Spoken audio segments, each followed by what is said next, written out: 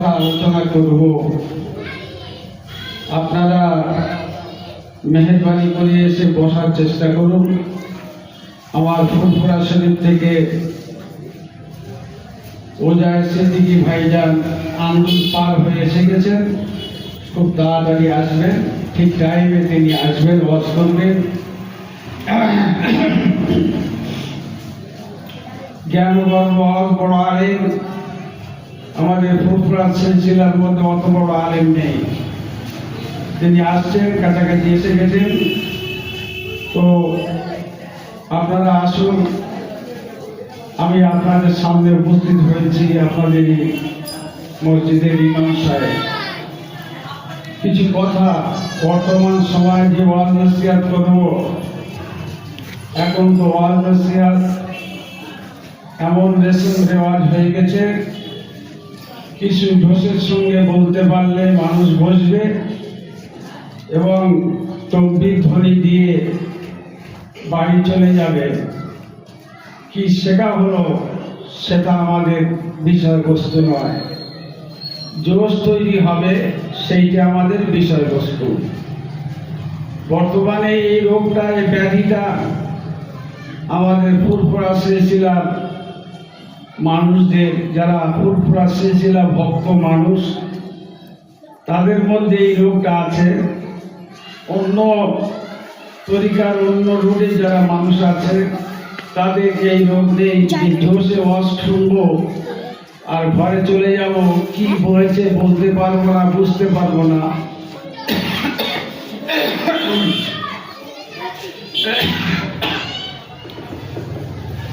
তো ভাই, আমরা দেখেছি তবলিগ জামাতের যখন মজলিস হয় এরকম জোশ থাকে না। দিনকে বোঝানোর জন্য বক্তারা, আলেমরা কিছু কথা বলেন, মানুষ সেই কথার গুরুত্ব বোঝার জন্য শুনতে থাকেন। পক্ষান্তরে এই আপনার আহলে হাদিস যারা আছে তারা এরকম জোশ দিয়ে ওয়াজ নসিহত করে না, আর জোশ শোনার তাদের শ্রোতা নেই। তারাও কোরআন হাদিস দিয়ে, যুক্তি তর্ক দিয়ে কিছু কথা বলেন, মানুষের অন্তর দিয়ে শুনতে থাকে, তাদের জীবনে তারা সেগুলো বাস্তবায়ন করার চেষ্টা করে। আজানগাছি ভক্ত যারা আছে তাদেরও মজলিস হয়, উরসেকুল, তাদেরও বক্তারা আসে, আলেম ওলামারা আসে, ওয়াজ করে। তারাও কি বলেন, তাদের সব ভক্তরা শোনেন, সেখানে জোশ নেই, টান নেই। তারা সেই মূল্যবান কথাগুলো শুনে নিজের জীবনে আমল করার জন্য চেষ্টা করে। কিন্তু আমাদের এই ফুরফুরা সিলসিলার শ্রোতাদের আমার একটা খাসিয়াত নষ্ট হয়ে গেছে। এদের টান দিয়ে, জোর দিয়ে কিছু না বললে মানুষ শুনতে আসবে না। যে কারণে এই বাংলার যত জামাত আছে, সেই জামাতগুলো হক হোক আর না হোক, বাতিল হোক আর যাই হোক, সেসব তারা তাদের দলকে, তাদের মতবাদের মানুষের বক্তৃতা শোনে, তারা কিছু বোঝে। কিন্তু আমাদের এই সিলসিলার যারা ভক্ত আছে এরা ওয়াজও শোনে না আর ওয়াজও কিছু বোঝে না। যে কারণে আমাদের মধ্যে বেশি মূর্খর ভাব বেশি আছে। এই ফুরফুরা সিলসিলার ভক্ত যত মূর্খ আছে, অন্য কোনো জামাতের ভক্ত অত মূর্খ নেই। এর একটাই কারণ, শুধু টান আর জোশের দরকার। আল্লাহ তাআলা আমাদের ওই টান জোশের ধোঁকা থেকে হেফাজত করুন, আমিন। আচ্ছা, আপনারা পিছনে বসে আসবেন, এই সঙ্গে জুড়ে দিলে ভালো হতো না?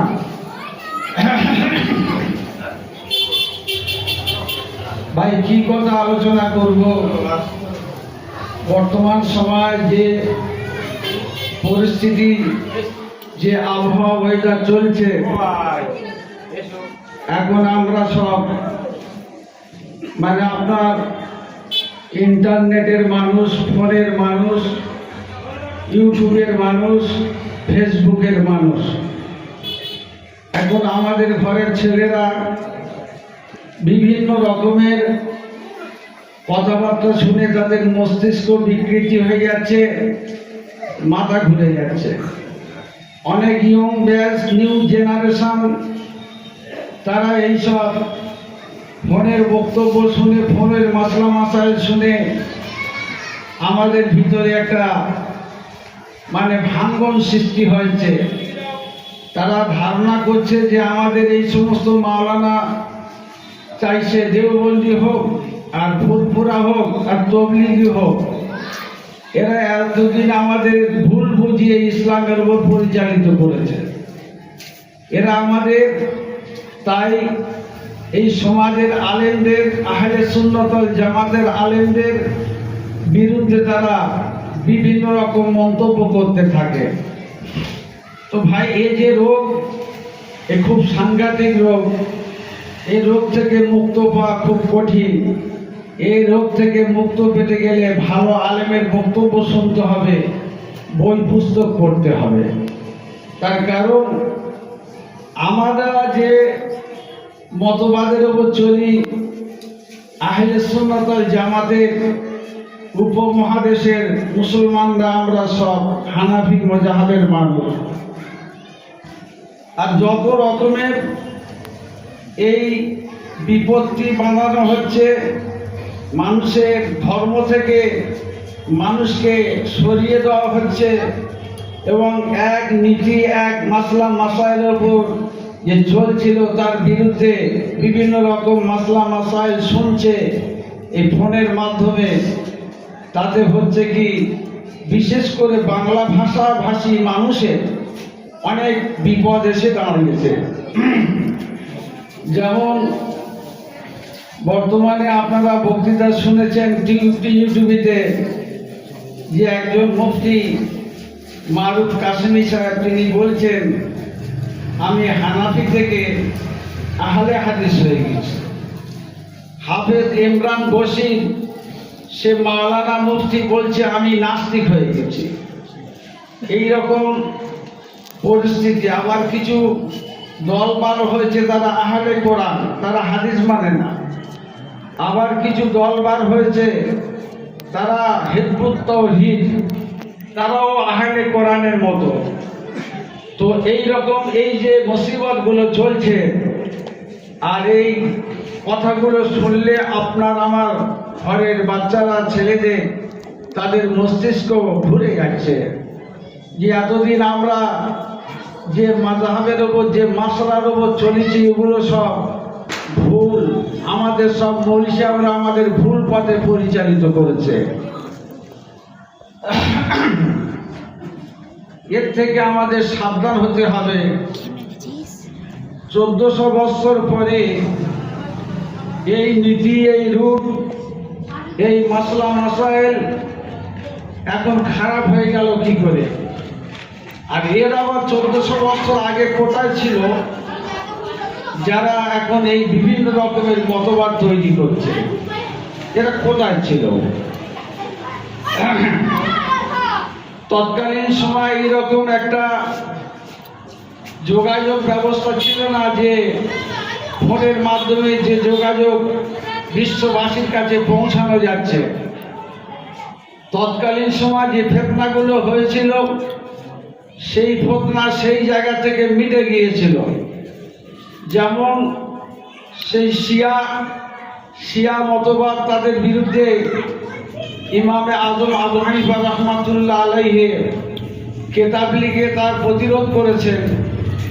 ফিকহুল আকবার বলে আরো বিভিন্ন কেতাব লিখে। অতএব সেই ফিতনা সেই পর্যন্ত মিটে গিয়েছে। আর সেই শিয়াদের কথা কেউ শোনে না, কেউ মানে না, তাদের মতবাদ কেউ নেয় না। কিন্তু এই যে নতুন নতুন সব মতবাদ বার হচ্ছে, এতে আমাদের ঈমানের খাতরা হয়ে যাচ্ছে। এখন হঠাৎ দেখি গত বছর একজন আমাকে ফোন করছে, আমাদের পাড়ার মানুষ, বলে হুজুর ভাগে কুরবানি দেওয়া যাবে না। কেন? বলে আমার ছেলে বলছে, এই তো স্কলার মাওলানা বাংলাদেশে বলছে ভাগে কুরবানি না, কুরবানি একজনের নামে একটা দিতে হবে। সে ছাগল, ভেড়া, দুম্বা হোক আর গরু, মোষ, উট হোক। এখন তার বাড়িতে ফেরত আরম্ভ হয়ে গেছে।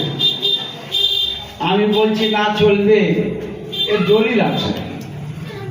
তো এখন কথা হলো কি, এখন সেই মা বাপের জোর আছে বলে সেই মা বাপ ভাগের কুরবানি দিচ্ছে। যখন মা বাপের জোর কমে যাবে, ছেলের অধীনে আসবে, সে তখন ওই মশলাটা প্রয়োগ করবে যে না, কুরবানি যদি আমার একা দেওয়ার ক্ষমতা থাকে একটা গরু তাহলে দেব, আর যদি না একা কেনা থাকে ভাগে কারোর সঙ্গে দেব না। তাহলে এই কুরবানি থেকে ওই ব্যক্তিটা বঞ্চিত হচ্ছে।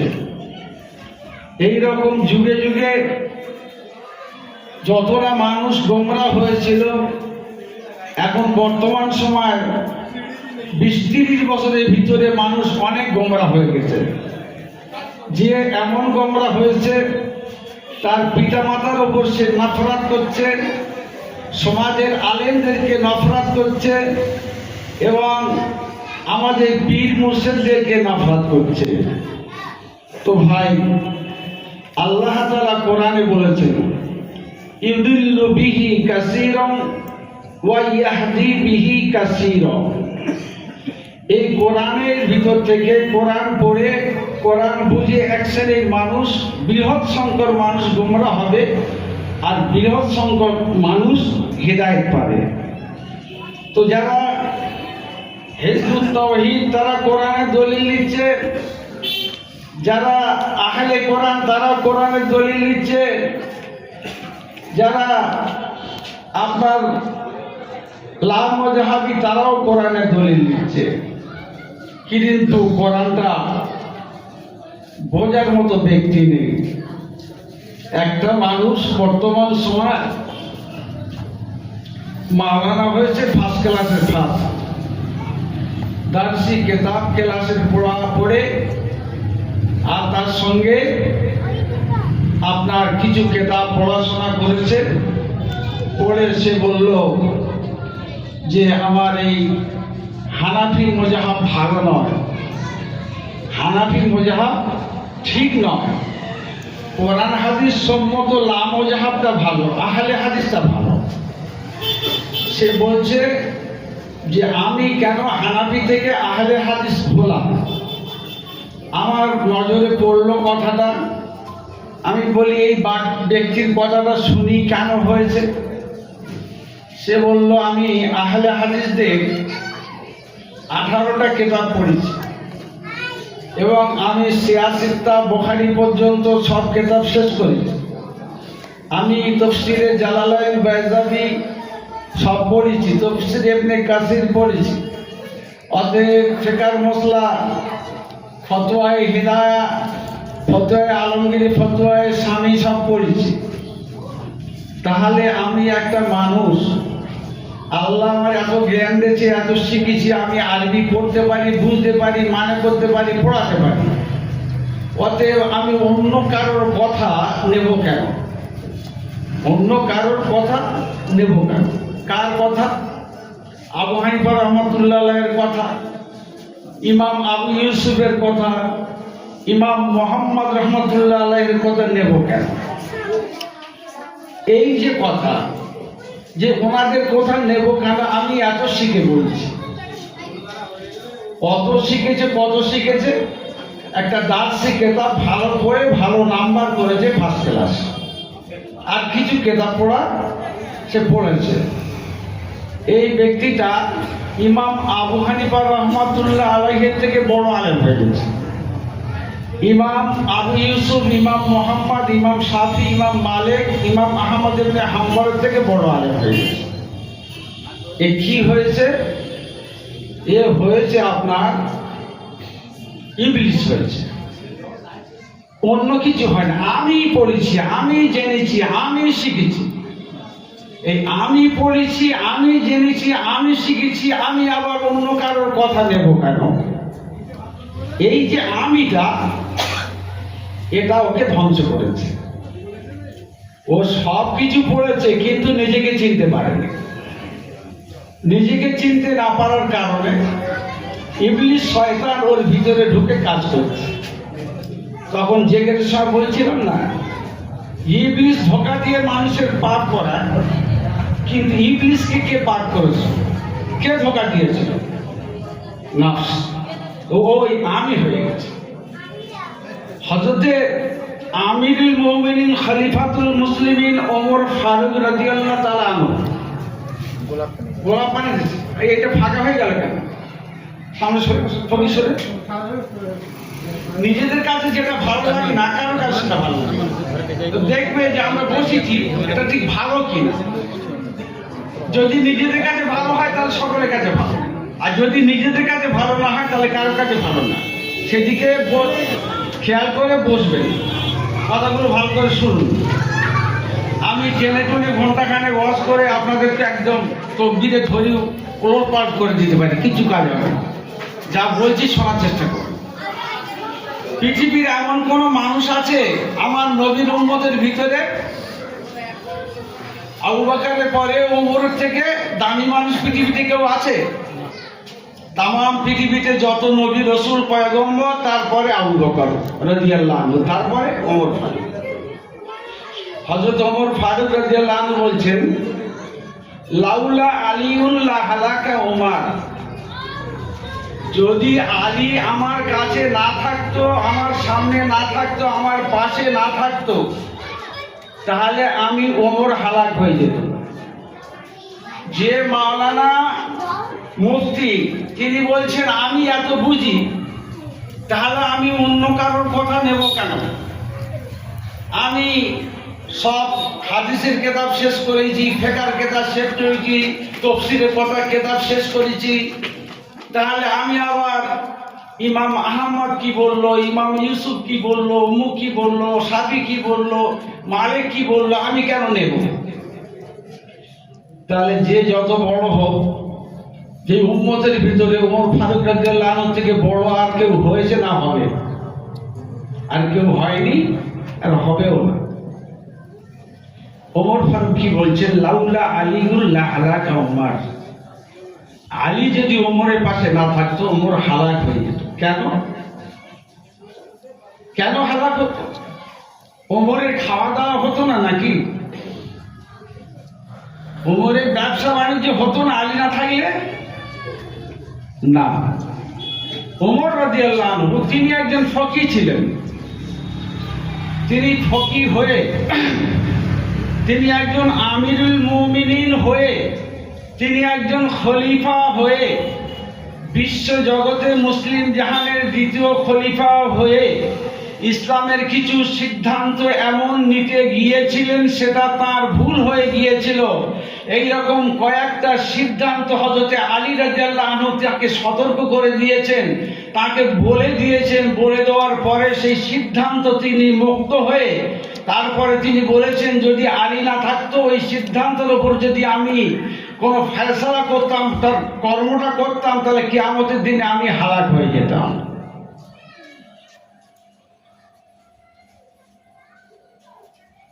হযরত ইমামে আযম আবু হানিফা রাহমাতুল্লাহ আলাইহি তিনি বলছেন, লাউলা জাফর বিন সাদিক লা হালাকা নুমান বিন সাদিক, লাউলা জাফর বিন সাদিক লা হালাকা নুমান বিন সাদিক, যদি জাফর সাদেক না থাকতো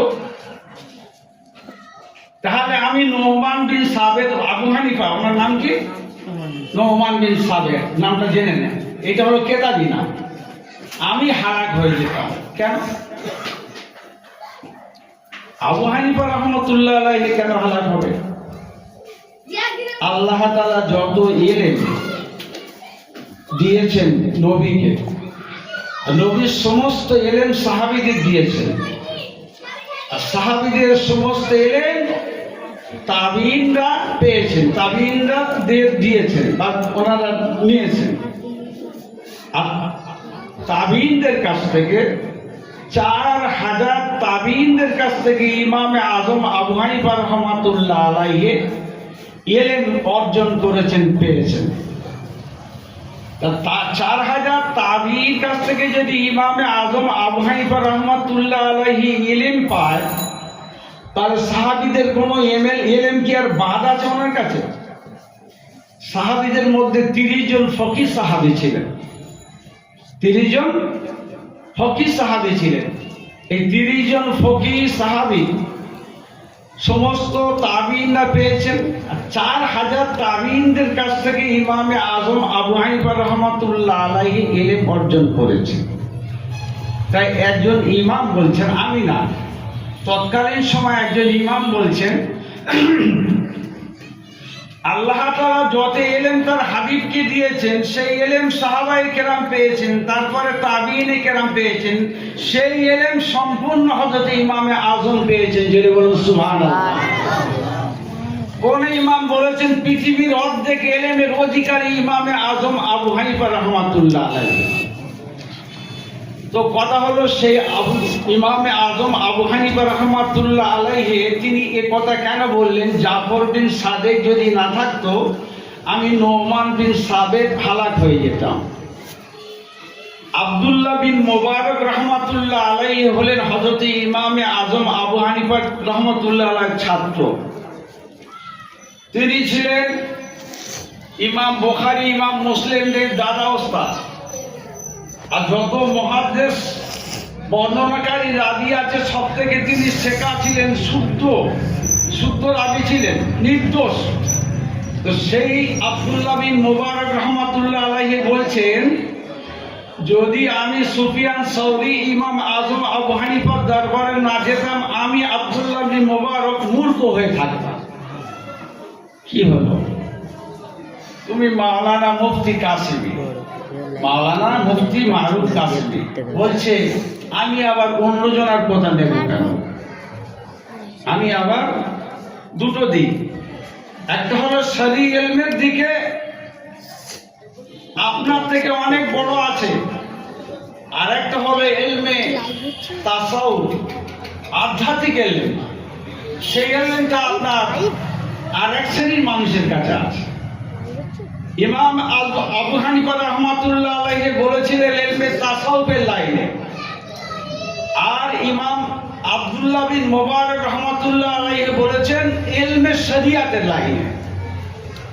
অতএব যে যত বড় আলেম হোক বর্তমান সময়, সে কি কোনো একটা তাবিঈন তাবিঈন তাদের সমতুল্য হতে পারবে? শুধু তাই না, ইমামে আজম আবু হানিফা রহমাতুল্লাহ আলাইহির যে নামে আমরা হানাফি মাযহাব যে মেনে চলি মাসলা মাসাইল গুলো, ওনার এই মাযহাবটা কিন্তু ওনার নামে আছে, কিন্তু ওনার সব মসলা না। এই মাযহাবের মসলাগুলো ইমাম আবু হানিফা রহমাতুল্লাহ আলাইহির একার মসলা না। উনি কোরআন হাদিসগুলো ইস্তিহাদ করেছেন, করে যে ছাত্রদের কাছে বলে দিয়েছেন এই কোরআনের আয়াত থেকে এই মসলা হবে, এই কোরআনের হাদিসের থেকে এই মসলা হবে।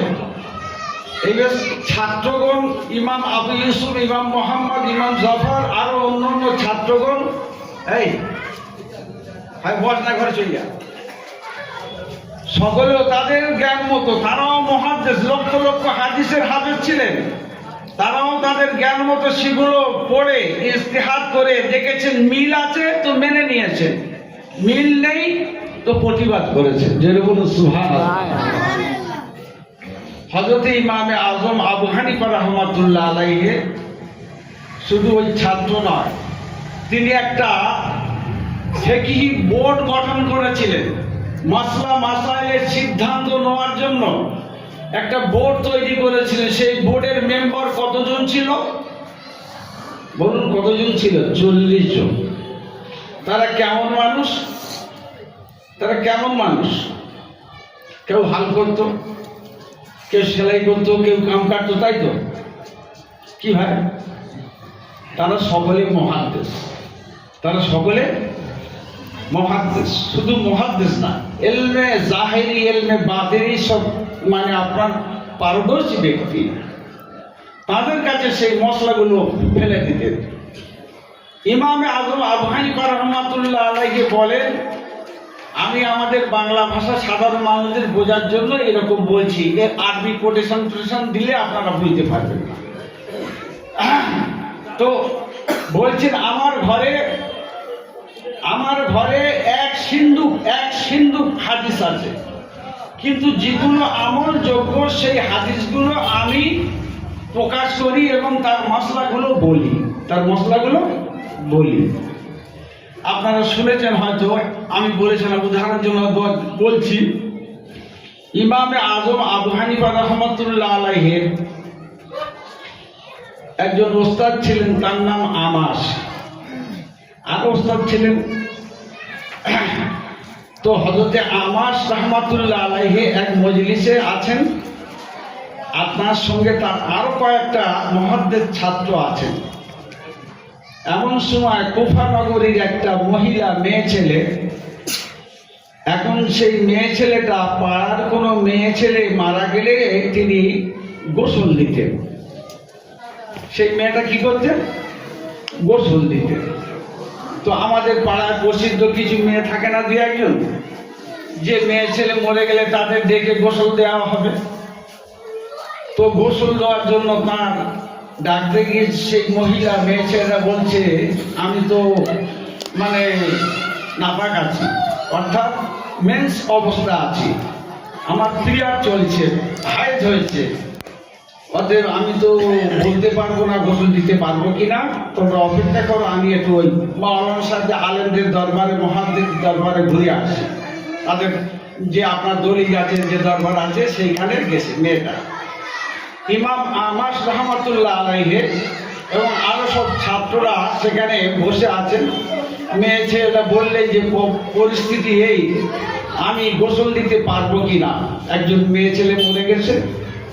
তখন ওনারা চুপ করে আছেন। চুপ করে আছে মানে কি? চুপ করে আছে মানে কি? মুখ চুপ করে আছে, ব্রেন কি চুপ করে আছে? লক্ষ লক্ষ হাদিসের হাফেজ তারা সব হাদিসগুলো মনে মনে দেখছে, কোন হাদিসে আছে যে কোন জায়গা আল্লাহ নবী বলেছে এই মেন্স ওয়ালা মেয়ে ছেলে কোনো মেয়ে ছেলেকে গোসল দিতে পারবে না। এই দেখছে কোন জায়গায় প্রকাশ্যভাবে কোনো হাদিসে এরকম লেখা নেই যে মেয়ে ছেলের মেন্স হয়েছে, মাসিক হয়েছে, অন্য মেয়ে ছেলে মরে গেছে, তার গোসল দিতে পারবে কিনা খুঁজে পাচ্ছে না। বেশ অনেক সময় অতিবাহিত হয়ে যাওয়ার পরে হঠাৎ আমাদের ইমামে আজম আবু হানিফা রাহমাতুল্লাহ আলাইহি গিয়ে মজলিসে হাজির। মেয়েটা সেখানটা, ওই মহিলাটা সেখানে বসে আছে। ইমাম আমাস রাহমাতুল্লাহ আলাইহি, আমাদের ইমাম, ওনার ছাত্র, বলছে, বাবা নোমান, এই মশলাটা তুমি বলতে পারবে, এর ফায়সালা দিতে পারবে? বলে, কি হুজুর? বলে, এই মেয়েটা বলছে কোনো মাসিক করা মেয়ে ছেলে, কোনো মেয়ে ছেলে মরে গেলে এই মরা মেয়ে ছেলের গোসল দিতে পারবে কিনা। তখন আমাদের ইমাম সাহেব বলছেন যে হ্যাঁ হুজুর, গোসল দিতে পারবে। বলুন সুবহানাল্লাহ। কি করে হলো? তুমি তো যা পড়েছো আমাদের কাছে, তোমার দলিল কোথায়? তুমি কোথায় পেয়েছো? কোন কোরআনের আয়াতে আছে, কোন হাদিসে আছে? বলো হুজুর, আপনার কাছে সে হাদিস তো পড়েছি, আপনার কাছে সে হাদিস পড়া। মা আয়েশা রাদিয়াল্লাহু তাআলা আনহা থেকে রিওয়ায়াত, মা আয়েশা বলছেন, আমি মেন্স অবস্থায় ছিলাম, আমার রাসূলুল্লাহর মাথা আঁচড়ে দিয়েছিলাম। জোরে বলুন সুবহানাল্লাহ।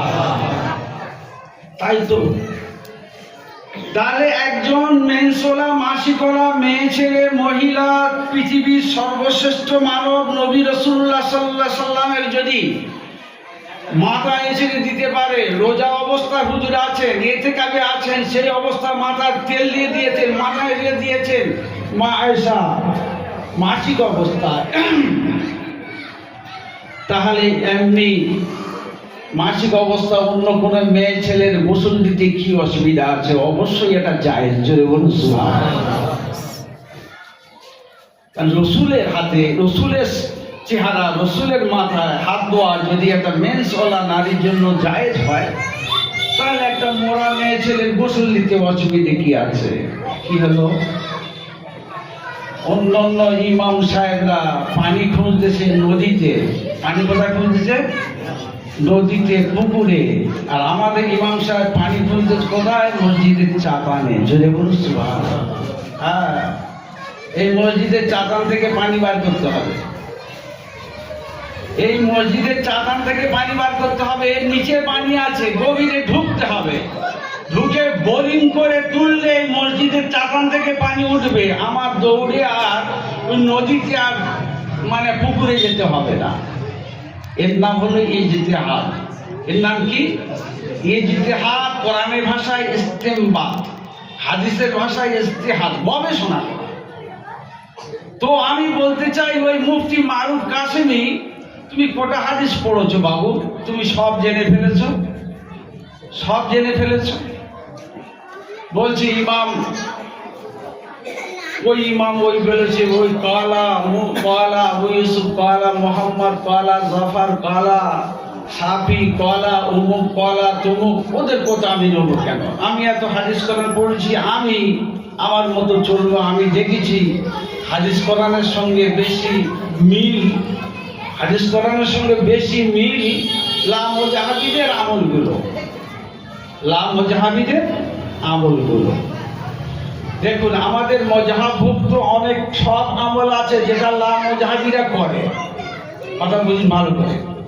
রফুল ইয়াদাই, এই রফুল ইয়াদাই আমরা বলি কারা? আহলে হাদিসরা করে, তাই তো?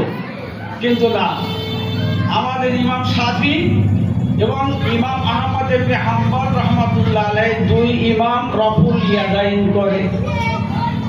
তো এরকম সব আমলগুলো যে কোনো ইমামের মধ্যে না, যে কোনো ইমামের মধ্যে আছে, তবু তারা ইমামের ইজতিহাদটা মানে না, ইমামের ইজতিহাদটা মানে না। তাহলে কি হবে? ইমামের ইজতিহাদ যদি একটা নাম মেনে যাওয়া যায়, তাহলে একটা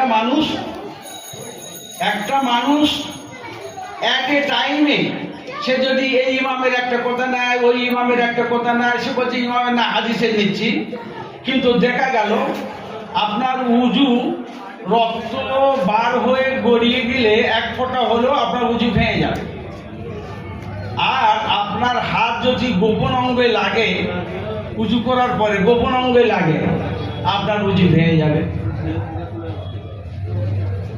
এই দুটো মশলা দুটো ইমামের কাছে।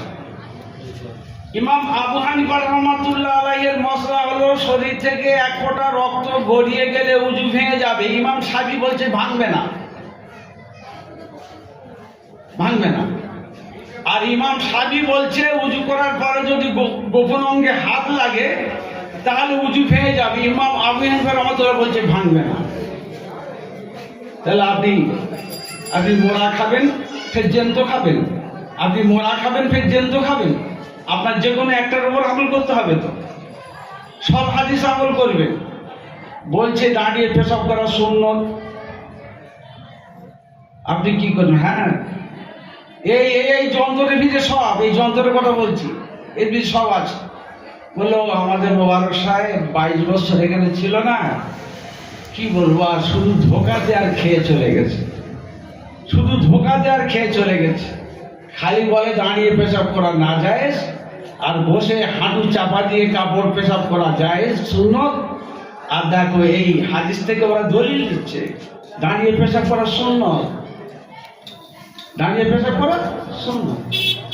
আমাদের ফুরফুরা শরীফে এক গাধা, হ্যাঁ, ফুরফুরা শরীফে এক গাধা, সে দেখে একদিন ওয়াজে বলছে যে দাঁড়িয়ে পেশাব করা সুন্নত। দেখেছেন, সাধারণ মানুষ তো দূরের কথা, আমার পীরজাদার ভিতরে যদি এরকম গোলমাল এসে যায়, বিভ্রাট এসে যায়, তাহলে অন্য জায়গায় কি হবে? দাঁড়িয়ে পেশাব করা সুন্নত। আপনাদের ধ্যান ধারণা কি সুন্নত নাকি নাজায়েজ? হারাম, হারাম। আমার রসুল কিন্তু দাঁড়িয়ে পেশাব করেছিলেন, জায়েজ। কখন? যেটাকে আমরা বলি মাজুর।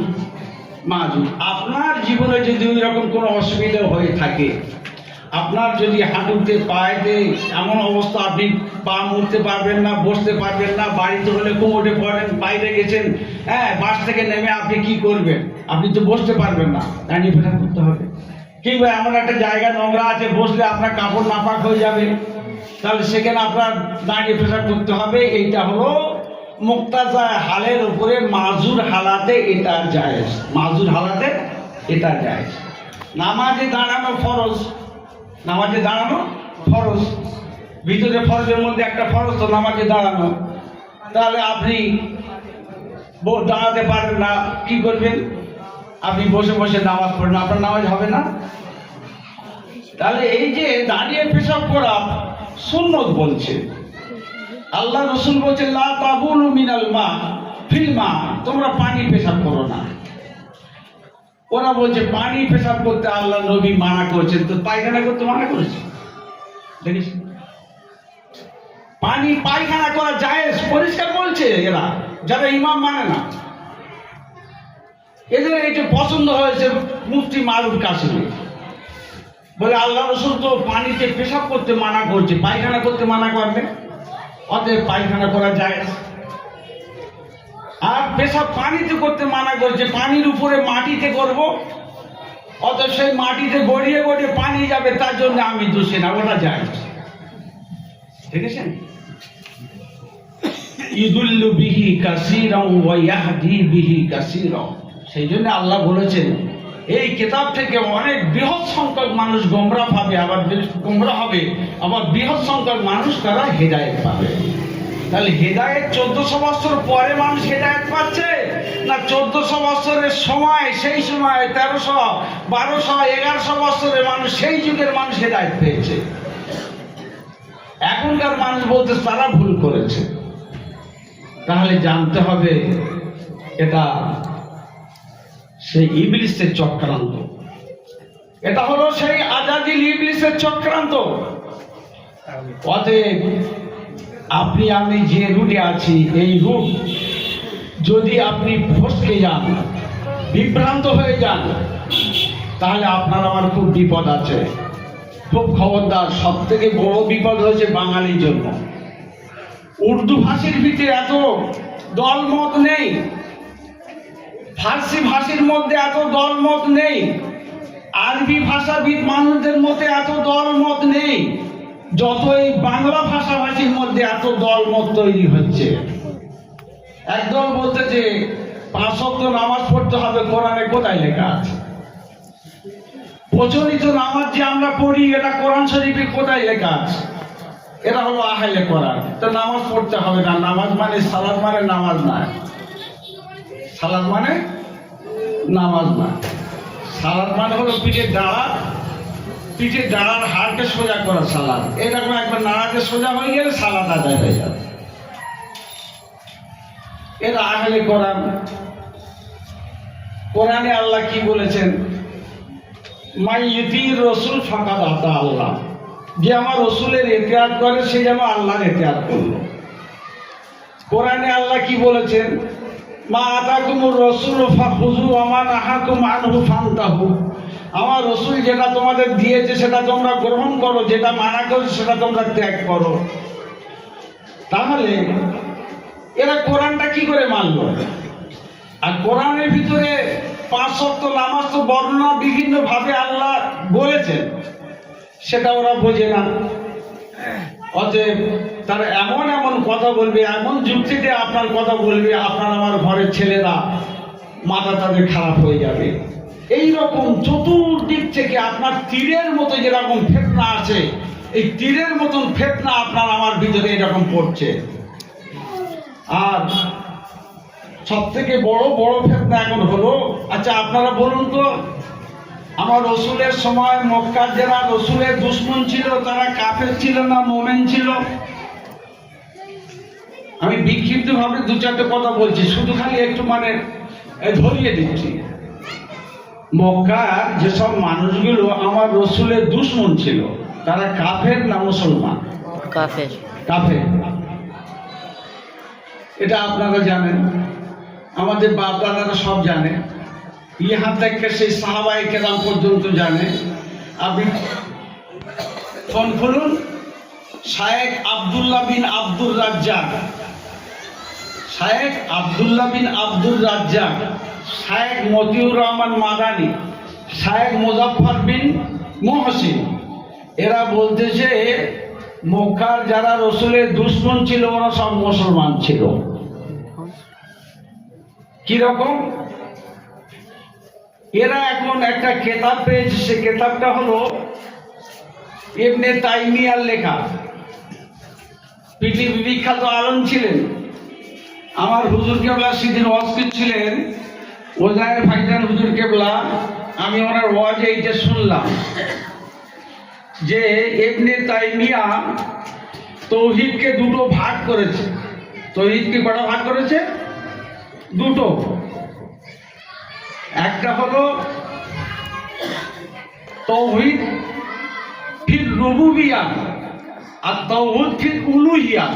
উলুহ মানে ইলাহি থেকে, ইলাহ মানে আল্লাহ, আর রুবুবিয়াত মানে রব থেকে। হ্যাঁ, এটি খেয়াল করে শোনো, ভালো করে শোনার চেষ্টা করো। এর আগে এই তৌহিদ কেউ ভাগ করেনি।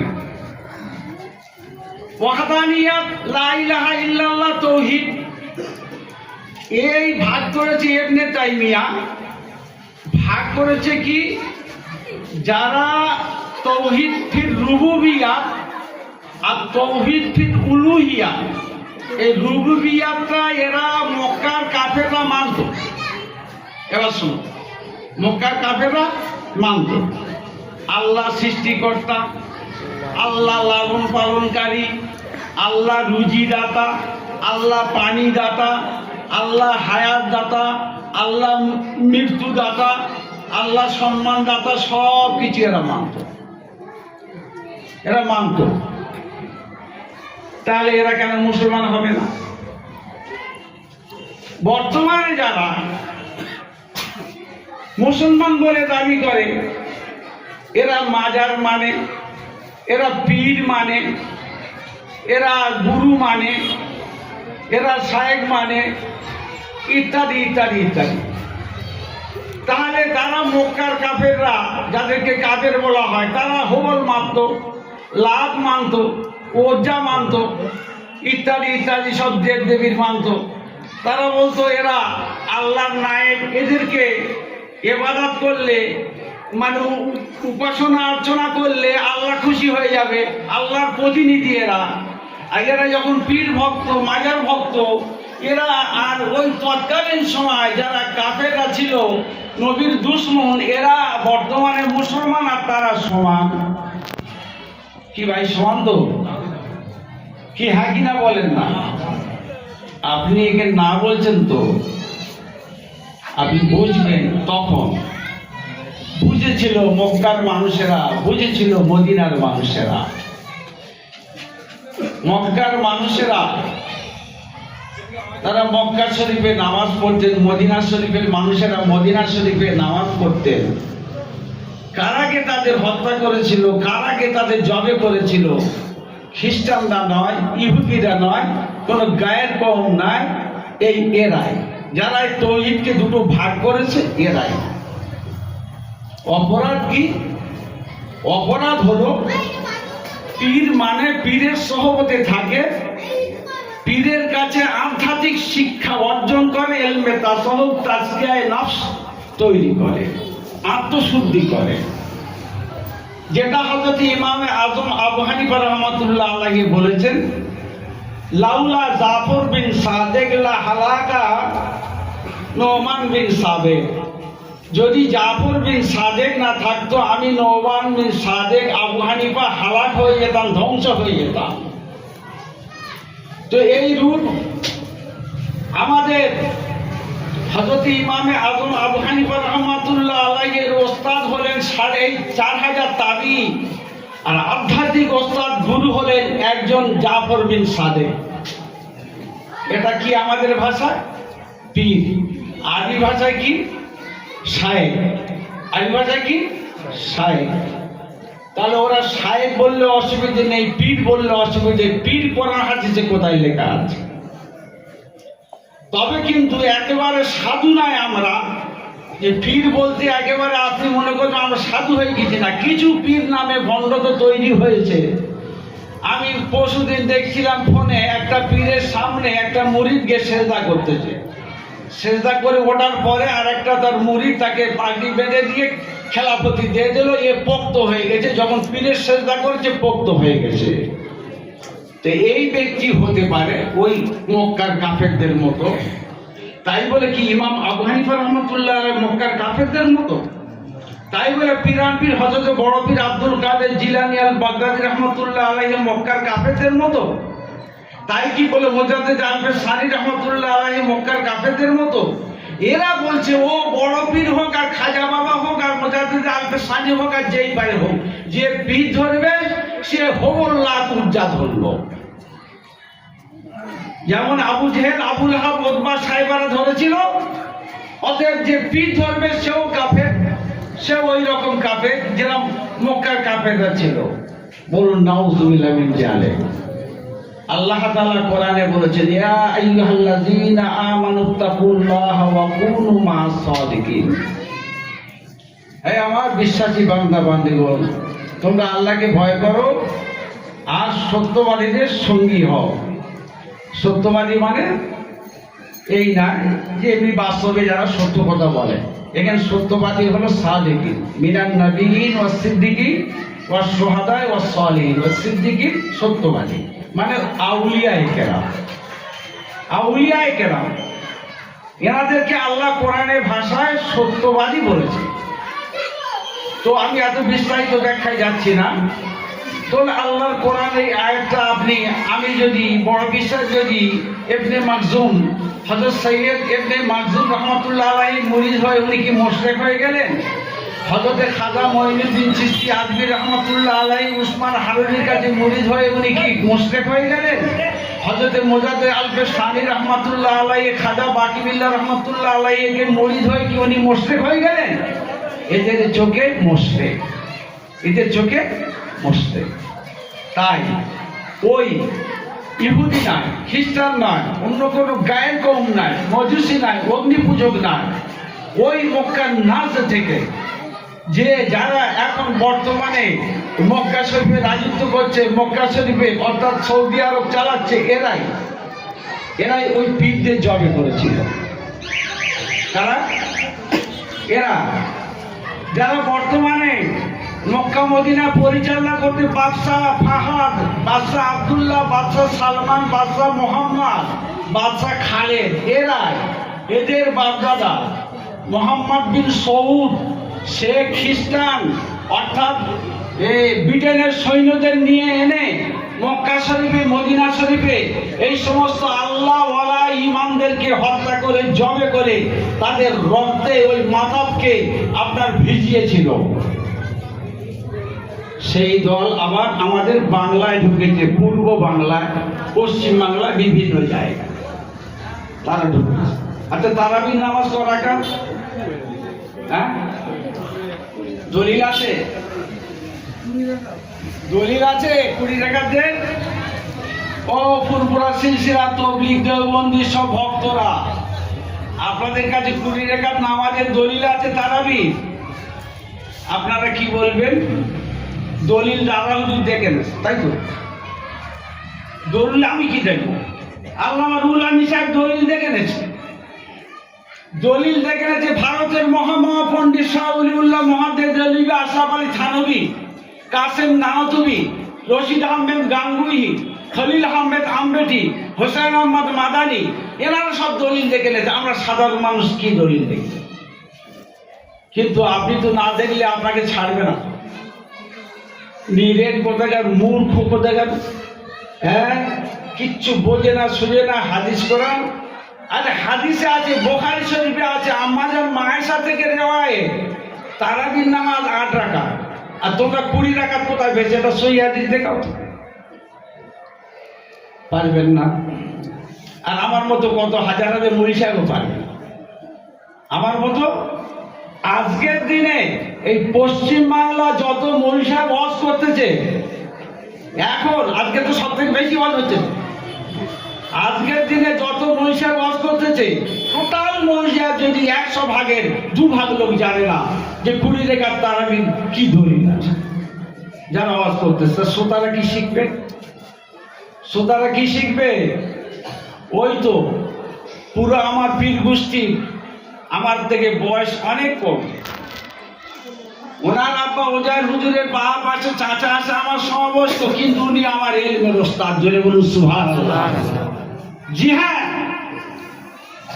আমার সিলসিলার একটা পূর্ণিমার চাঁদ আল্লাহ পাক তৈরি করে দিয়েছেন। ইনশাআল্লাহ আমরা পাবো একদিন ওনার কাছ থেকে দাদা হুজুরের মত পথ খাঁটি এবং হানাফি মজাবকে পরিপূর্ণ পাবো। জোরে বলুন ইনশাআল্লাহ। আল্লাহ যেন ওনার হায়াতে কেসমাতে বৃদ্ধি করে দেন, আর দাদা হুজুরের পূর্ণাঙ্গ অনুসারী হিসেবে এই বাংলার জমিনকে যেন আবার আলোকিত করতে পারে। আল্লাহ পাক যেন তৌফিক দান করুন, আমিন। আমি ওনার নাম রেখেছি ফুরফুরা আকাশে নতুন চাঁদ। ফুরফুরা আকাশে নতুন চাঁদ। জি হ্যাঁ, নসিবে আমাদের আছে, আসবে একটু পরে আসবে। নসিবে আমাদের আছে, একটু পরে আসবে, পাবো না। আমাদের ফুরফুরা সিলসিলা কটা মানুষ চেনে আর কটা মানুষ আমরা দাওয়াত দেয়?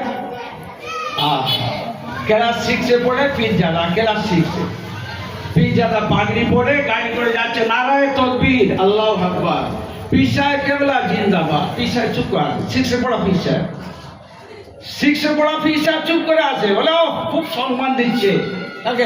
পীর সাহেব কেবলা বলতেন জিন্দাবাদ। আমার এই উজায়ের ভাই হুজুর কেবলা যদি বলতেন ওনার সামনে, এই চুপ কর, কে পীর সাহেব রে, আলেম প্রতিবাদ করবে। এইরকম করে আমরা কিচ্ছু বুঝি না, কে পীর আর কে খির, কে আলেম আর কে জাহেল, কে জালেম, আমরা কিছু বুঝি না। তো যে কথা বলছিলাম, কি বলছিলাম বন্ধু, লাইনটা ভুলে? হ্যাঁ হ্যাঁ, দাঁড়ান। এখন সমস্ত পৃথিবীতে 4 মজহাবের সব মজহাবের মানুষেরা শাফি, হানাফি, মালিকি, হাম্বলি 20 রেখাত তারাবি পড়ে। তো এরা তো হাদিস পড়েন, তাই না? ইমাম আহমদ ইবনে হাম্বল রাহমাতুল্লাহ হাদিস পড়েন, তো 10 লক্ষ হাদিসের হাদিস শুনেছেন তো? উনি হাদিস পড়েন বলে তারাবি খুঁজে পায় না। ইমাম ইয়াহইয়া বিন মুঈন তিনি 10 লক্ষর বেশি হাদিস লিখেছেন। ইমাম আহমদ ইবনে হাম্বল বলতেন, যদি ইয়াহইয়া বিন মুঈন যদি বলে আমি এটা হাদিস বলে বুঝতে পারছি না, তাহলে ওটা হাদিস বলে মানা যাবে না। উনি যদি না বোঝে তাহলে ওটা হাদিস নয়। উনি যদি সন্দেহ করে ওটা হাদিস কি না বুঝতে পারছি না, তাহলে জানতে হবে কে বলছে। 10 লক্ষ হাদিসের হাফেজ তিনি বলছেন। ওনারা দুজন সাথী ছিলেন, বন্ধু ছিলেন, ইমাম আহমদ ইবনে হাম্বল, ইমাম ইয়াহইয়া বিন মুঈন। তারা হাদিস খুঁজে পায় না। একেবারে প্রসিদ্ধ হাদিস ইমাম বুখারীর লেখা, এই মাত্র আপনার এই 3000 কয়েকটা হাদিস লিখেছেন ইমাম বুখারী রাহমাতুল্লাহ আলাইহি বিনা তাকরীরে। তো সেই হাদিস কোটার ভিতরে এই হাদিসটা আছে। 10 লক্ষ হাদিস মুখস্থকারী ব্যক্তিরা ওনারা খুঁজে পায়। খুঁজে না পাওয়ার কারণে ওরা সব মূর্খ জাহেল 20 রেখাত তারাবি 1300 বছর পরে পড়ে আসছে। তো হানাফি মজাবের মানুষ তারা সব 4 মজাবে পড়ে, এখন 8 রেখা পড়ছে। বলে কি হয়েছে? মা আয়েশা থেকে বলেছে হাদিস বোঝে না, জানে না, তো হানাফিরা মূর্খ তো এরা। কি হয়েছে? মা আয়েশাকে জিজ্ঞেস করছে যে আল্লাহ রসুলের রাতের নামাজ কিরকম। মা আয়েশা বলেছেন, রমজান কি রমজানের বাইরে আমার রসুল 11 রেখাত নামাজ পড়তেন রাতে। কত রেখাত নামাজ পড়তেন? রমজান বা রমজানের বাইরে। আচ্ছা, রমজান এবং রমজানের বাইরে 11 রেখাত বেশি আমার রসুল তারাবি নামাজ পড়তেন না রাতে। তাহলে রমজানের বাইরে কি তারাবি হয় নাকি? এ কিন্তু মা কি বলছেন আমরা জান, রমজান এবং রমজানের বাইরে 11 রেখাতের বেশি আমার রসুল পড়তেন না। তাহলে 11 রেখাত নামাজ আমার রসুল যখন পড়তেন সেটা রমজানের ভিতরে শুধু হলে তো বোঝা যায় তারাবি। তাহলে রমজানের বাইরে, তার রমজানের বাইরে তো আর তারাবি পড়া হয় না, তাহলে এই 11 রেখাত তারাবির মধ্যে আসে না। আল্লাহ রসুল তারাবির নামাজ পড়েছিলেন 1 দিন, 2 দিন, 3 দিন, মতান্তরে 2 দিন। তো যাই হোক, সে তারাবি সাহাবায়ে কেরামদের নিয়ে জামাত করে পড়েছিলেন এবং তার পরের দিন সাহাবীরা মসজিদ ভরে গিয়েছিলেন, আল্লাহ রসুল আসেনি পড়তে।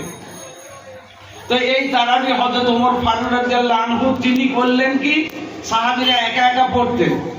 ওমর ফারুক রাদিয়াল্লাহু আনহু তিনি বললেন কি, যে তোমরা এই নামাজটা তোমরা জামাত সহকারে তারাবির নামাজ 20 রেখাত পড়ো, এটা হলো উত্তম বেদাত। এটা কি বেদাত? উত্তম বেদাত। সেই জন্য বেদাতের 2টো ভাগ হয়েছে, বেদাতে হাসানা, বেদাতে সাইয়্যা। সেই তারাবির নামাজ মক্কা শরীফে, মদিনা শরীফে, ইহা থেকে এই যে লকডাউন হয়ে গেল, লকডাউনের আগে পর্যন্ত 20 রেখাত ছিল। কত ছিল? মক্কা শরীফে, মদিনা শরীফে এই রমজান মাসে যারা উমরা করে তারা দেখেছে এই লকডাউনের আগে পর্যন্ত কত নামাজ ছিল 20 রাকাত করে, আর এরা ভারতবর্ষে পশ্চিম বাংলা, বাংলাদেশে, আসামে এরা পড়ছে কত 8 রাকাত করে। এরা তো ওই আপনার সৌদির মশলা দেখায়।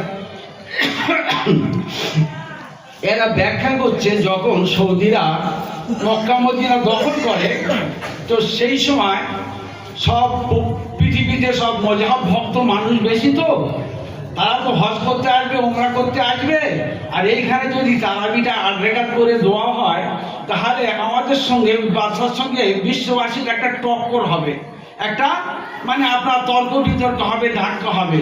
তাই বিশ্ববাসীর মন জোগানোর জন্য ওখানে মক্কা মদিনা দুটো সেন্টার মসজিদে তারাবি 20 রাকাত করে পড়া হতো। কারা ব্যাখ্যা করতেছে? এরা, এই 8 রাকাত ওরা।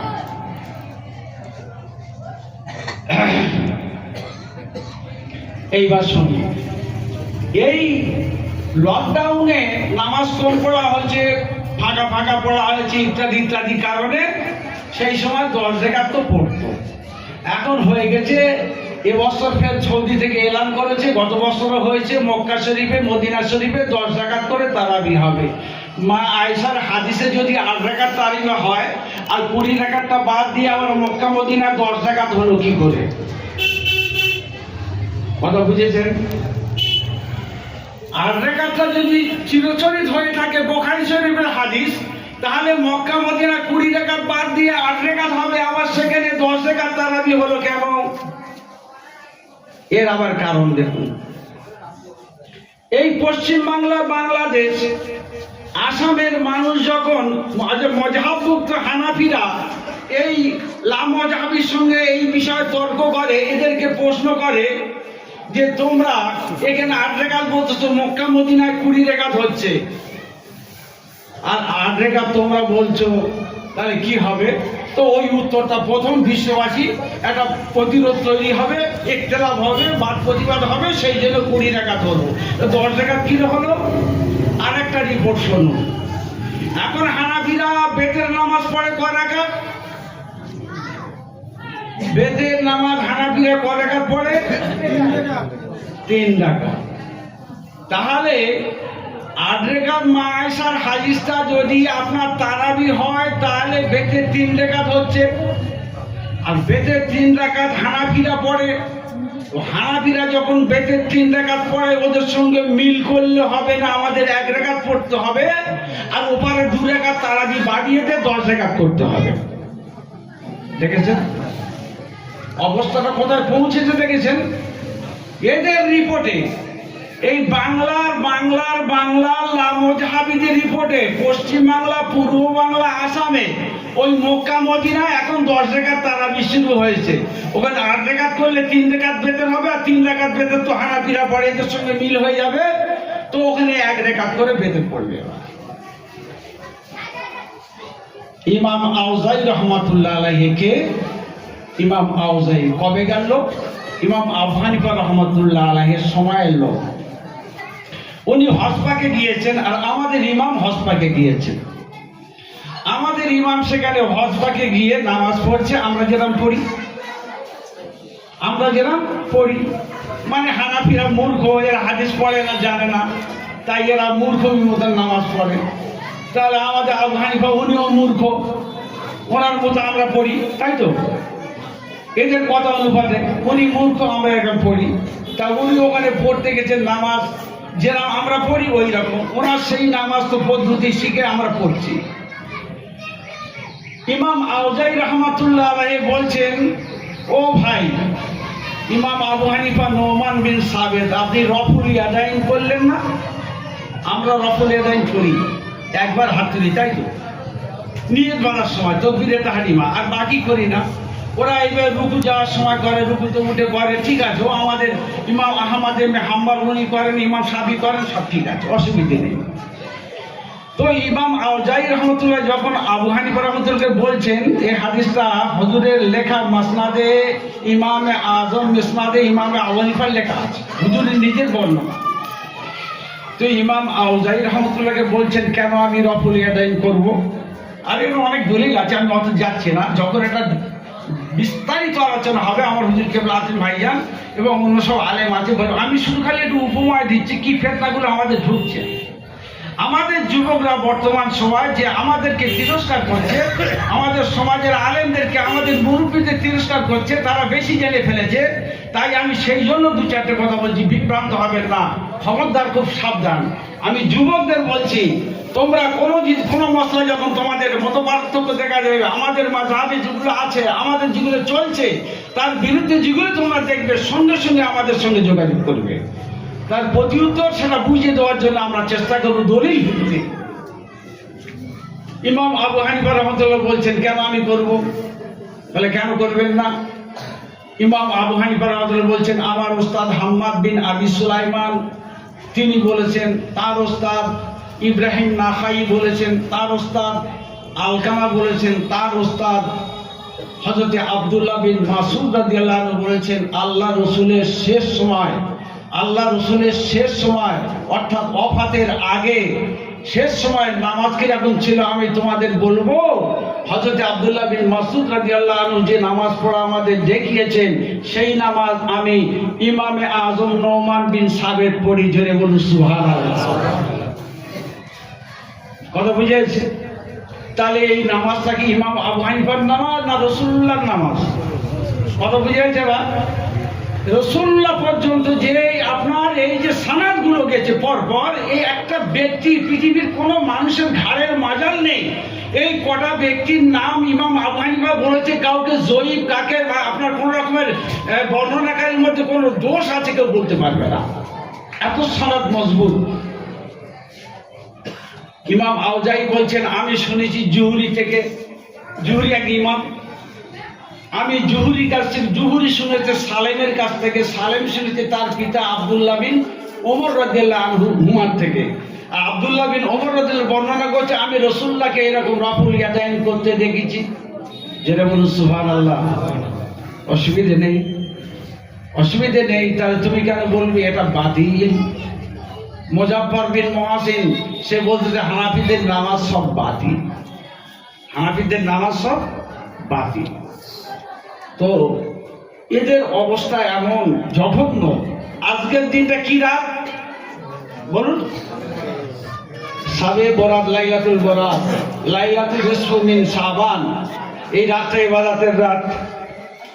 ওই আকরামুজ্জামান বলে এক শায়েখ আছে, সে বলছে কেউ ইবাদতের দিন মনে করে, ইবাদতের রাত মনে করে যদি ওই রাতে ইবাদত বন্দেগী করে, ওর থেকে বেশ্যাখানায় থাকা উত্তম। জোরে বলা যাবে না? তাহলে এরা কি মুহাদ্দিস, এরা কি শায়েখ, এরা কি শায়েখ? ইমাম আবু হানিফা রাহমাতুল্লাহ বলছেন, ও ইমাম আউজাই শুনুন, আপনার সনদ বর্ণনা ঠিক, আমার সনদ বর্ণনা ঠিক। আব্দুল্লাহ বিন ওমর রাদিয়াল্লাহু আনহুমা উনি রাসূলকে নামাজ পড়তে দেখেছেন, ওটাও ঠিক। আর হযরত আব্দুল্লাহ বিন মাসউদ রাদিয়াল্লাহু আনহু রাসূলকে নামাজ পড়তে দেখেছেন, ওটা ঠিক। কিন্তু এই সময়টা কত পার্থক্য আছে কি কেউ জানে? আব্দুল্লাহ বিন ওমর রাদিয়াল্লাহু আনহু একথা বলেননি, সালেম একথা বলেননি, জোহরি একথা বলেননি যে হুজুরের শেষ নামাজ। কিন্তু আব্দুল্লাহ বিন মাসউদ রাদিয়াল্লাহু আনহু বলছেন যে আমার রাসূলুল্লাহ শেষ নামাজ, শেষ সময়কার নামাজ। এবার আপনার রাবি আর আমার রাবির মানে তুলনামূলক পার্থক্য করুন। আপনার ওস্তাদ হলেন, যার কাছে শুনেছেন, জোহরি, আর আমার ওস্তাদ হলেন হাম্মাদ বিন আবি সুলাইমান। জুহরি থেকে হাম্মাদ বিন আবি সুলাইমান বড় ফকি ছিলেন, আর জুহরির ওস্তাদ হলো সালেম, আর সালেমের থেকে বড় ফকি ছিলেন ইব্রাহিম নাখাই। আর আব্দুল্লাহ বিন ওমর সাহাবীর দরজা অনেক বেশি, কিন্তু আলকামা আর বললেন না, ফকি হিসেবে আলকামা এরকম খালি বললেন। আলকামার কাছে সাহাবায়ে কেরামগণ মাসলা মাসাইল জানতে আসতেন। জি হ্যাঁ, আল্লাহ রাসূল বলছেন, মাই ইউরিদিল্লাহু বিহি খায়রান ইউফাক্কিহু ফিদ্দীন ওয়া ইন্নামা আনাল কাসিম আল্লাহু ইউতি। রাসূল বলছে, আল্লাহ যাকে ভালোবাসে তাকে ফকি তৈরি করেন। কি করেন? ফকি, আলেম তৈরি করেন। আর সেই এলেম আমি রাসূলুল্লাহ বন্টনকারী, আর আল্লাহ দাতা, জোরে বলুন সুবহানাল্লাহ। এই সাবজেক্টটা কি? সাবজেক্টটা ইলমের, জ্ঞান, কোরআন, তারপর নবীর হাদিস, নবীর আমল, নবীর কর্ম, নবীর মানে আপনার বাক্য ইত্যাদি ইত্যাদি সব এলম। আচ্ছা, এই হাদিসের আবার ব্যাখ্যা হচ্ছে আমাদের বাংলাতে আমাদের সিলসিলার আলেম বলতেছে। জি হ্যাঁ, এবার আমি অন্য জায়গায় যাচ্ছি না, সিলসিলার আলেম বলছে আল্লাহর নবী বলেছেন আনাল কাসিম আল্লাহু ইউতি, আমি বন্টনকারী, তোমরা আমার কাছে চাও, আমি বন্টন করব। জান্নাতের মালিক কে? জান্নাতের মালিক কে? আল্লাহ। রুজির মালিক কে? বাচ্চা দেওয়ার মালিক কে? সম্মান দেওয়ার মালিক কে? অসম্মান করার মালিক কে?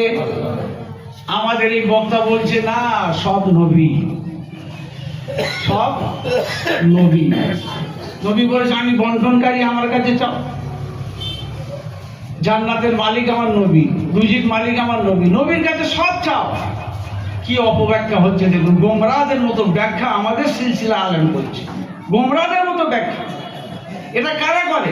যারা পীরের পায়ে সেজদা করে, যারা রসুলকে, নবীকে আল্লাহ সমান করে দিয়েছে, আল্লাহ আল্লাহ রসুল এক। এই ভাষাগুলো কোথায় আছে? এসব গোমরাই ভাষা। অতএব সাবজেক্টটা কি ভাই? ইলম। সাবজেক্টটা কি? জ্ঞান। সাবজেক্টটা কি? ইলম, জ্ঞান। সোনা দোকানে সবজি কিনতে পাওয়া যায়? সোনা দোকানে সবজি কিনতে পাওয়া যায়? ইলম সাবজেক্ট আলাদা আর রুজির সাবজেক্ট আলাদা। ইলম সম্পর্কে রাসূল বলেছেন মা ইউরিদুল্লাহু বিহি খায়রান ইউফাক্কিহু ফিদ্দীন, আল্লাহ যাকে ভালোবাসে তাকে দ্বীনি ইলম ফকি করেন, জ্ঞানী করেন। এখানে ইলমের সাবজেক্টে আনাল কাসিম আল্লাহু ইউতি, আমি রাসূলুল্লাহ বন্টনকারী, আল্লাহ দাতা। আবার রুহুল আমিন সাহেব, আমাদের রুহুল আমিন সাহেব হুজুর রহমাতুল্লাহ আলাইহি বসিরাটি, উনি বলছেন শুধু ওই দাতা না, আল্লাহ ওই ইলমের জ্ঞান, ইলমের আপনার গভীরতা দান করে।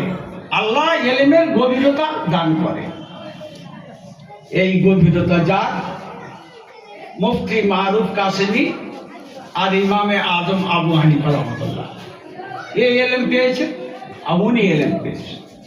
তো এটা একটা বিষয় গেল। আরেকটা বিষয় ভাই আমাদের কিন্তু সেটা ফিকে হয়ে গেছে। ফিকে বলে বুঝেন?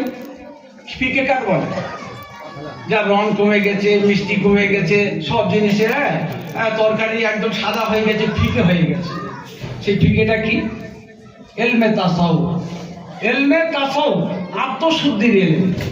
এই আত্মশুদ্ধির ইলম একদম ফিকে হয়ে গেছে।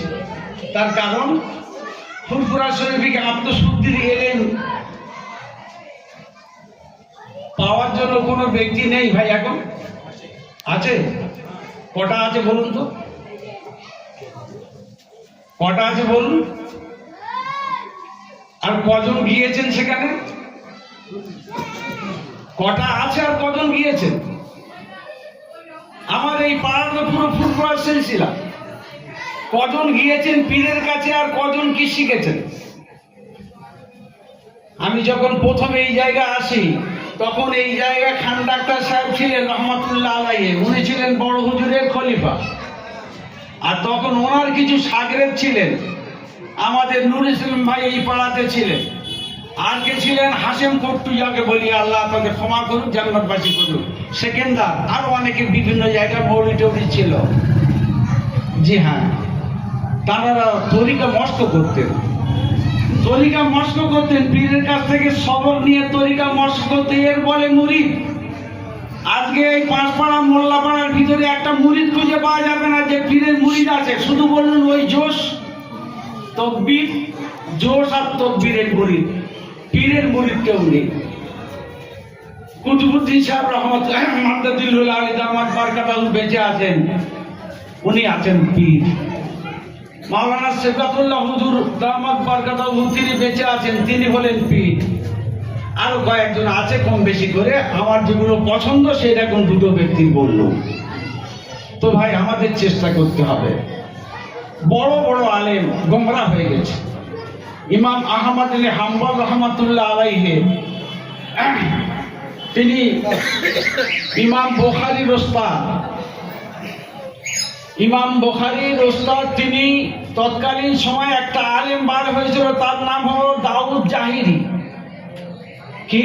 দাউদ জাহিরি। সে কোরআন শরীফের বাহ্যিক মানে নিতেন, আভ্যন্তরীণ মানে নিতেন না, মানতেন না। যেমন ওই আয়াতে আছে কুনু মা সাদিকিন, তোমরা সত্যবাদীদের সঙ্গে থাকো। সত্যবাদী বলতেও আর তুমি পীর বললে আমি মানব না। পীর হলো আধ্যাত্মিক মানে, আর আধ্যাত্মিক মানে ওটা হলো গভীরতার মানে, গভীরের মানে। আর সত্যবাদী মানে একটা খ্রিস্টান, সেও সত্য কথা বলে, সত্যবাদী। একটা হিন্দু আপনাদেরকে বন্ধু বান্ধব থাকতে পারে, ব্যবসা বাণিজ্যের খাতিরে হোক, পড়াশোনার খাতিরে। একটা হিন্দু, এমনও সৎ হিন্দু আছে মিথ্যা কথা বলে না, সেও সত্যবাদী। তাহলে ওই কোরআনে আয়াত আমল হয়ে যাবে। ওই রকম একটা হিন্দুর সঙ্গে চললে কোরআনে আয়াত আমল হয়ে যাবে। হেদায়েত পাবে না গোমরা হবে, হেদায়েত পাবে না গোমরা হবে। দাউদ জাহিরি এই মানে করে, যে কোনো সত্যবাদী হলে কোরআন আয়াতের আমলটা হয়ে যাবে। দাউদ জাহিরি প্রকাশ করলো, বলল যে আল্লাহ যে কোরআন শরীফ অবতরণ করেছে এটা সৃষ্টি, সৃষ্টি এটা খালাকাল কোরআন, কোরআন সৃষ্টি। এই কোরআন সৃষ্টি মানে কুল্লু মান আলাইহা ফান, সব ধ্বংস হয়ে যাবে। কোরআন ধ্বংস হবে কি? তার সৃষ্টি হলে ধ্বংস হবে। আর আহলে সুন্নাত ওয়াল জামাত চার ইমাম, সাহাবায়ে কেরাম, তাবিঈনে কেরাম সকলের কি আকীদা? কোরআন আল্লাহর বাণী। আল্লাহ কায়েম আছেন, থাকবেন, কোরআন আছে, থাকবে। অতএব সৃষ্টি হলে ধ্বংস হয়ে যাবে। দাউদ জাহিরি বলল না, কোরআন সৃষ্টি। ইমাম আহমদ ইবনে হাম্বল রহমাতুল্লাহ আলাইহি বললেন সাথী সঙ্গীদের খবরদার, দাউদ জাহিরি থেকে তোমরা সাবধান থাকবে। ওর সঙ্গে চললে, ওর কথা শুনলে, ওর কেতাব পড়লে, আবার লেখনী ক্ষমতা খুব ধার ছিল তার, বললে ওর থেকে তোমরা সাবধান হয়ে যাও। দাউদ জাহিরি বলল আমি ইমাম আহমদের সঙ্গে দেখা করব। হুজুরের কাছে খবর দেওয়া হলো, হুজুর বলছেন না, আমি দাউদ জাহিরির মুখ দেখতে চাই না। জোরে বলুন সুবহানাল্লাহ। সেই ইমাম আহমদ ইবনে হাম্বল রহমাতুল্লাহ আলাইহি কোন পীর ছিল কি বলতে পারেন? কেউ জানা আছে? ইমাম আহমদ ইবনে হাম্বলের পীর ছিল? 10 লক্ষ হাদিসের আবার পীর হওয়া দরকার আছে? আরে হ্যাঁ কিনা বলেন না? নামটা জানানি, তাই না? পীর আছে কিনা, পীর ধরে কিনা এটাও আপনাকে জানানি, অনুমান করে বলছেন। এটা একটা অনুমানে বলা হচ্ছে আছে কিনা। আবু হানিফার যখন পীর আছে তাহলে ওনার পীর থাকবে, এটা অনুমান করা হচ্ছে। হ্যাঁ, ওনার পীরের নাম হলো বেশর বিন হারিস রহমাতুল্লাহ আলাইহি। কি নাম? তিনি কত বড় আলেম ছিলেন? কত হাদিসের হাফেজ ছিলেন? না, কোনো হাদিসের হাফেজ ছিলেন না। তিনি আল্লাহর ওলি ছিলেন, তিনি আত্মশুদ্ধির মাস্টার ছিলেন। জোরে বলুন সুবহানাল্লাহ। ইমাম আহমদ ইবনে হাম্বল রহমাতুল্লাহ আলাইহি দরবারে হাদিস শিখতে আসতেন। হাদিসের দার্স হতো তখন ছিল না, স্কুল কলেজ ছিল না, ইউনিভার্সিটি ছিল না যেখানে কেতাব পড়ানো হবে। দলিস, ইমাম সাহেবের একটা দলিস আছে। এইরকম দলিস এ শত শত মানুষ হাদিস শুনতে আসতেন, শিখতে আসতেন। তো একজন ছাত্র একদিন আসে, একদিন আসে না। তা ওস্তাদের নজর তো আছে, এই রমজান একদিন আসে, আসে না। হ্যাঁ, কিরে বাবু তুই একদিন আসিস, একদিন আসিস না? বলে হুজুর একদিন আপনার কাছে আসি, আর একজন আমি অন্য একটা ওস্তাদের কাছে। অন্য একটা ওস্তাদ কে রে আবার? অন্য একটা ওস্তাদ আছে। ওই কি শিখিস সেখানে? বলে সে হুজুর অন্য জিনিস, সে আমি আপনাকে বলে বোঝাতে পারবো। সে অন্য জিনিস কি রে আবার? ইমাম আবু হযরত